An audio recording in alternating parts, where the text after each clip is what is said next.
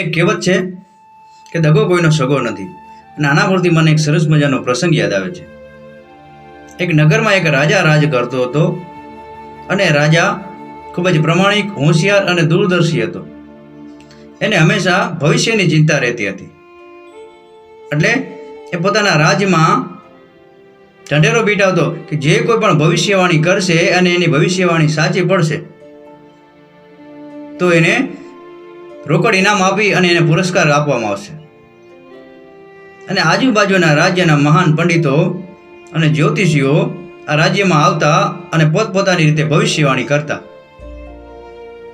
અને જેની ભવિષ્યવાણી સાચી પડતી રાજા એમને રોકડ ઇનામ અને પુરસ્કાર આપતો। અને ધીમે ધીમે દિવસો પસાર થતા જાય છે અને એ રાજ્યના એક ગામમાં એક ગરીબ બ્રાહ્મણ રહેતો હતો અને રોજે રોજનું ટકેટકનું કરીને ખાતો હતો। અને એક દિવસ એ ગરીબ બ્રાહ્મણની પત્ની એ બ્રાહ્મણને કહે છે કે આમને આપણે કેટલા દિવસ જિંદગી જીવશું, રોજે રોજનું ટકેટકનું કરીને ખાવાનું, તો તમે એક કામ કેમ નથી કરતા? આપણા રાજ્યના રાજાને ત્યાં જઈ અને કોઈ ભવિષ્યવાણી કરો, અને જો એ ભવિષ્યવાણી સાચી પડી ગઈ તો રાજા તમને માલામાલ કરી દેશે અને આપણે સારા દિવસો જોવા મળશે। પણ આ બ્રાહ્મણ તો અભણ, કંઈ ભણેલો નહીં ને શેની ભવિષ્યવાણી કરે? પણ રોજે રોજ એ પત્નીની ટકટક સાંભળી અને એક દિવસ એ બ્રાહ્મણ પોતાના ગામથી આ રાજાના નગર જવા નીકળે છે અને હાલતો હાલતો એ એક વનવગડામાં પહોંચે છે અને એક સરસ મજાનો ઘેઘૂર વડલો જોવે છે અને ખૂબ જ થાકી ગયેલો હોવાથી એ વડલાના છાયામાં આરામ કરવા બેસે છે। અને ત્યાં અચાનક એક કૌતુક થાય છે। એ વડના થડમાં એક દર હોય છે અને દરમાં એક ઈચ્છાધારી નાગ રહેતો હોય છે, અને આ નાગ બ્રાહ્મણને આવેલો જો એના લલાટને વાંચી લે છે અને આ ગરીબ બ્રાહ્મણની મદદ કરવાનું વિચારે છે। એટલે નાગ પોતાના દરમાંથી બહાર આવી અને બ્રાહ્મણને દર્શન આપે છે। એટલે બ્રાહ્મણ ગભરાઈ જાય છે અને નાગને જોઈને ભાગવા જાય છે। એટલે નાગ પુરુષના રૂપમાં આવી અને કહે છે કે ભૂદેવ, મારાથી ડરવાની જરૂર નથી, હું ઈચ્છાધારી નાગ છું અને તમે ક્યાં જાઓ છો એ મને ખબર છે।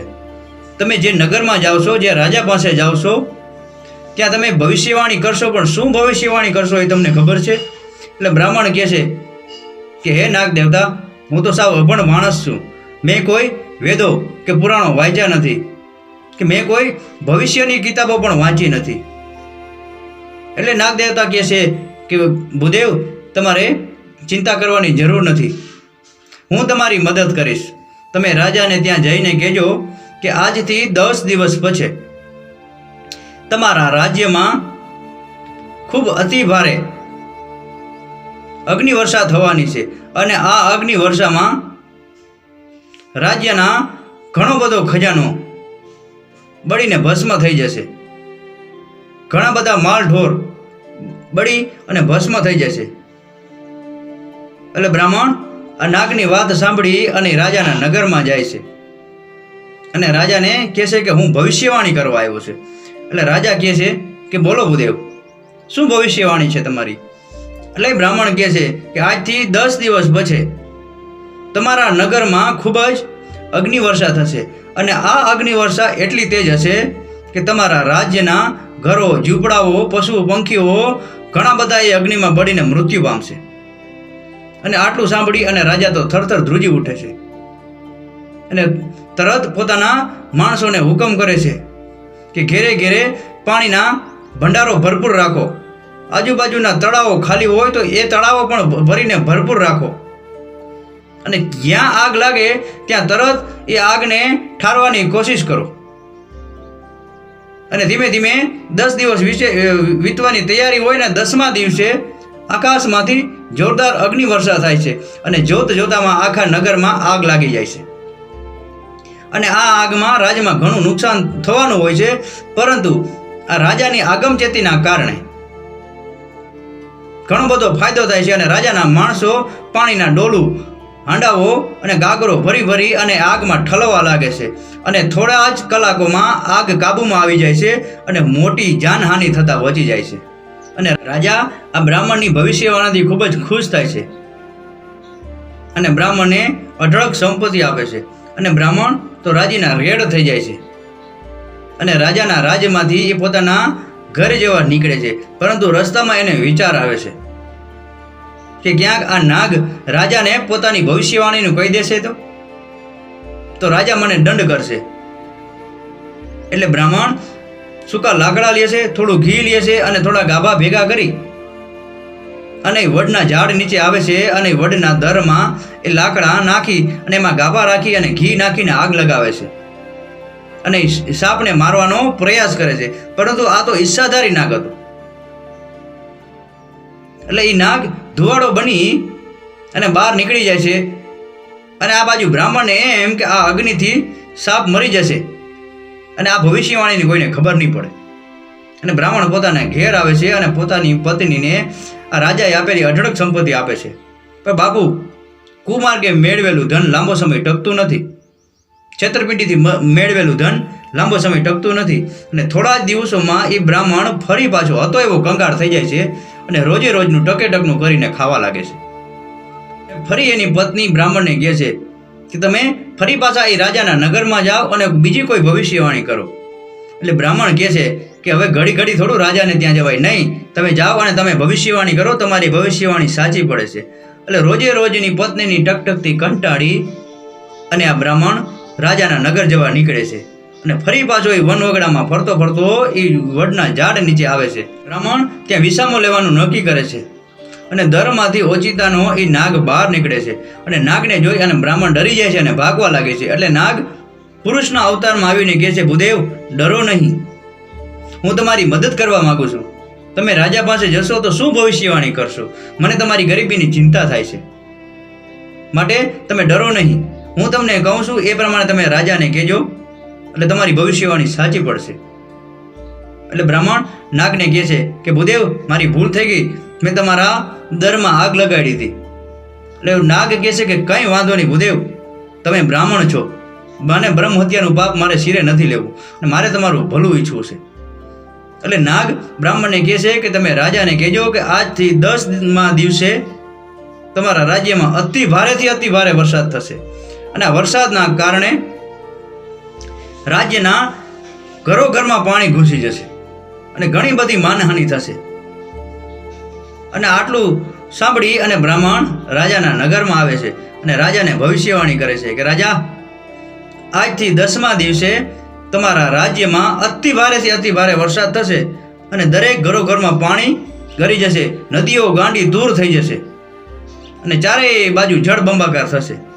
અને આ બ્રાહ્મણની વાત સાંભળી અને રાજા પોતાના સિપાહીઓનો હુકમ કરે છે કે મોટા મોટા ચેક ડેમો બનાવો, તળાવડા ઊંડા ગળાવો અને જે નીચાણવાળા વિસ્તારમાં જે લોકો રહે છે એને ઉપરવાસમાં લઈ આવો. અને 10મા દિવસે ખૂબ જ ગાજવીજ સાથે વરસાદ ત્રાટકી પડે છે અને એટલો જોરદાર વરસાદ થાય છે કે નગરમાં ચારે બાજુ પાણી ભરાઈ જાય છે. પરંતુ રાજાની આગમચેતીના કારણે મોટી જાનહાનિ થતાં બચી જવાય છે અને રાજા આ બ્રાહ્મણની ભવિષ્યવાણીથી ખુશ થાય છે. અને બ્રાહ્મણને કહે છે, ભૂદેવ, આ વખતે હું તમને ગયા વખતે કરતાં પણ વધારે સંપત્તિ આપીશ. અને રાજા એને અઢળક સંપત્તિ આપે છે અને બ્રાહ્મણ સંપત્તિ લઈ અને રાજી થતો થતો પોતાને ઘેર જવા નીકળે છે. અને વળી પાછો એને વિચાર આવે છે કે ભવિષ્યવાણી મેં નથી કરી, પણ આ ઈચ્છાધારી નાગે કરી છે અને કદાચ આ રાજાને ખબર પડી જશે તો રાજા મને દંડ કરશે, માટે આ વખતે તો મારે આ સાપને મારી જ નાખવો છે, ગમે તે થાય. એટલે બ્રાહ્મણ કરિયાણાની દુકાનેથી તેલ લે છે, એક તપેલું લે છે અને વનવગડાની વાટ હાલતો થાય છે. વડના થડમાં આવી અને તપેલામાં તેલ ગરમ કરવા મૂકે છે અને કડકડતું તેલ એ નાગના દરમાં નાખે છે. પણ આ તો ઈચ્છાધારી નાગ હતો. એ તેલમાં વરાળનું રૂપ લઈ અને એ નાગ બહાર નીકળી જાય છે અને બચી જાય છે.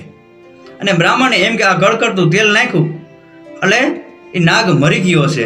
અને એ બ્રાહ્મણ પોતાના ઘેર જાય છે અને રાજાએ આપેલી અઢળક સંપત્તિ એને પત્નીને આપે છે અને પત્ની રાજીના રેડ થઈ જાય છે. અને બાપુ, આ તો કુમાર કે મેળવેલું ધન હતું, આ તો અનિતિથી મેળવેલું ધન હતું, આ તો વગર મહેનતે મેળવેલું ધન હતું. કેટલા દિવસ ચાલે? અને થોડા જ દિવસમાં બ્રાહ્મણ ફરી પાછો ગરીબ થઈ જાય છે અને ફરી એને ટકે ટકના ખાવાના સાંસા પડે છે. અને ફરી પાછી એની પત્ની કહે છે કે તમારી ભવિષ્યવાણી સાચી પડે છે અને રાજા તમારાથી ખુશ થાય છે, તમે હજી એકવાર ભવિષ્યવાણી કરવા જાઓ. એટલે આ વખતે બ્રાહ્મણ ના પાડે છે કે હવે ઘડી ઘડી ભવિષ્યવાણી મારે નથી કરવી. અને બ્રાહ્મણ માનતો નથી, પણ એની પત્ની જીદ ઉપર બેસી જાય છે અને આખરે પત્નીની જીદના કારણે બ્રાહ્મણ એ રાજાના નગર જવા નીકળે છે. અને હાલતો હાલતો ફરી પાછો વડને છાંયે બેઠો હોય છે. અને જોત જોતામાં એ નાગ એ દરમાંથી પ્રગટ થાય છે અને બ્રાહ્મણને કહે છે, ભૂદેવ, તમે મને બે વાર મારવાનો પ્રયાસ કર્યો, પણ તમે બ્રાહ્મણ છો, મારાથી તમારા ઉપર વાર ન કરાય. હું બ્રહ્મ હત્યાનું પાપ લેવા માંગતો નથી, હું તમારી મદદ કરવા માંગુ છું, તમે ખૂબ જ ગરીબ છો. નાગે આ વખતે કંઈક અલગ જ વિચાર્યું હતું. નાગને ખબર પડી ગઈ હતી કે આ બ્રાહ્મણ લુચ્ચો છે, સ્વાર્થી છે અને એને ભલાઈ ન કરાય. આ વખતે એને રાજા પાસે દંડ કરાવવો છે. એટલે નાગ આ વખતે એને અલગ ભવિષ્યવાણી કહે છે જે ખોટી પડે. અને નાગ એને કહે છે કે તમે રાજા પાસે જજો અને રાજાને કહેજો કે આ વખતે તમારા રાજ્યમાં મોટો બધો દુષ્કાળ પડવાનો છે. અને આ દુષ્કાળને કારણે ખૂબ જ જાનમાન હાનિ થશે, એટલે એના માટે તમે કોઈ પગલાં ઉઠાવો. અને સાપની વાત સાંભળી અને બ્રાહ્મણ રાજાના નગરમાં આવે છે અને રાજાને ભવિષ્યવાણી કહે છે કે રાજા, આ વખતે તમારા નગરમાં ભયંકર દુષ્કાળ પડશે અને આ દુષ્કાળને કારણે પશુ પંખી માલ ઢોર મરવા લાગશે, એટલે માટે એના ભવિષ્યની ચિંતા કરી અને તમે કંઈક કરો. એટલે બે વખતે બ્રાહ્મણની ભવિષ્યવાણી સાચી પડી હતી. એટલે રાજાને બ્રાહ્મણ ઉપર વિશ્વાસ આવે છે અને રાજા પોતાના સૈનિકોને હુકમ કરે છે કે આજુબાજુના રાજ્યોમાંથી અનાજ એકઠું કરી અને આપણા રાજ્યમાં અનાજના ભંડારો ભરી મૂકો. પશુઓ માટે નિરણ ચારા અને પાણીની વ્યવસ્થા કરી મૂકો. અને કોઈ પણ ગરીબ હોય એ લોકોને રાજ્યમાં આશરો આપો. અને જ્યાં સુધી વરસાદ ન થાય ત્યાં સુધી એ રાજના ખજાના ઉપર નપશે. અને જોત જોતામાં દિવસો વીતવા લાગે છે અને 10મા દિવસે આકાશમાં વાદળો ચડે છે અને એ વાદળો અચાનક રુદ્ર સ્વરૂપે ત્રાટકી પડે છે અને આ રાજ્યમાં ખૂબ જ મુશળધાર વરસાદ થાય છે. અને એટલો વરસાદ થાય છે કે નગરોમાં ઘરોઘરમાં પાણી ઘૂસી જાય છે. અને રાજાએ જે અનાજ એકઠું કર્યું હોય, જે અનાજના ભંડારો ભર્યા હોય, એ બધા અનાજોમાં પાણી ગરી જાય છે અને અનાજ બધું બગડી જાય છે. પશુઓ માટે, માલ ઢોર માટે જે ચારો એકઠો કર્યો હોય છે એ ચારો પણ બગડી જાય છે અને નદીના પાણીમાં તણાઈ જાય છે. અને આ વખતે બ્રાહ્મણની ભવિષ્યવાણી ખોટી પડે છે. એટલે રાજાને ગુસ્સો આવે છે અને ખૂબ જ રાજ્યને નુકસાન ઉઠાવવું પડે છે. એટલે રાજા બ્રાહ્મણ ઉપર ગુસ્સે થઈ અને બ્રાહ્મણને જેલમાં પૂરી દે છે. અને બ્રાહ્મણ કરગવા લાગે છે, પણ રાજા એકના બે નથી થતા. બાપુ, આ પ્રસંગ ઉપરથી આપણે એટલું સમજવાનું કે આપણા ઉપર કોઈ ઉપકાર કરે અને આપણે એના ઉપર દગો કરીએ તો દગો કોઈનો સગો નથી.